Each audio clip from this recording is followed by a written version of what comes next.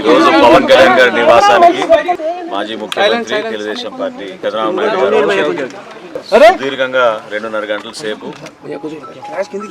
భవిష్యత్తులో ఎన్నికల వ్యూహం పైన ఆంధ్రప్రదేశ్కి ఒక చక్కటి పరిపాలన అందించడానికి ఏ విధంగా వైఎస్ఆర్సీపీ విముక్త ఆంధ్రప్రదేశ్ కోసం కలిసి పనిచేయాలో దానికి సంబంధించిన వ్యూహాలు, రాజకీయ అంశాలు, అదేవిధంగా పార్టీ పరంగా సంస్థాగతంగా మేము చేసుకోవాల్సిన కొన్ని నిర్ణయాలు, ఆ బలోపేతం కోసం సుదీర్ఘంగా చర్చించారు.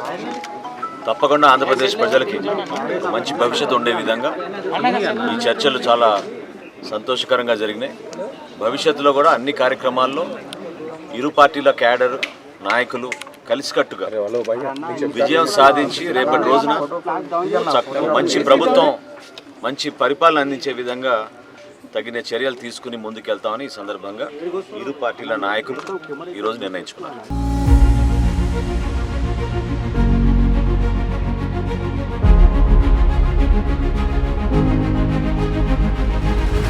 ఈరోజు పవన్ కళ్యాణ్ గారి నివాసానికి మాజీ ముఖ్యమంత్రి తెలుగుదేశం పార్టీ చంద్రబాబు నాయుడు గారు సుదీర్ఘంగా 2.5 గంటల సేపు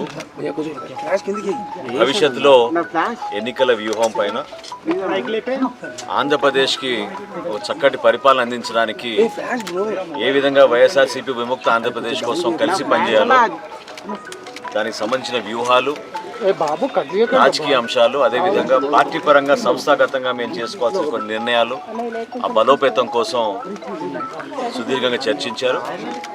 తప్పకుండా ఆంధ్రప్రదేశ్ ప్రజలకి మంచి భవిష్యత్తు ఉండే విధంగా ఈ చర్చలు చాలా సంతోషకరంగా జరిగినాయి. భవిష్యత్తులో కూడా అన్ని కార్యక్రమాల్లో ఇరు పార్టీల క్యాడర్ నాయకులు కలిసికట్టుగా విజయం సాధించి రేపటి రోజున మంచి ప్రభుత్వం, మంచి పరిపాలన అందించే విధంగా తగిన చర్యలు తీసుకుని ముందుకెళ్తామని ఈ సందర్భంగా ఇరు పార్టీల నాయకులు ఈరోజు నిర్ణయించుకున్నారు.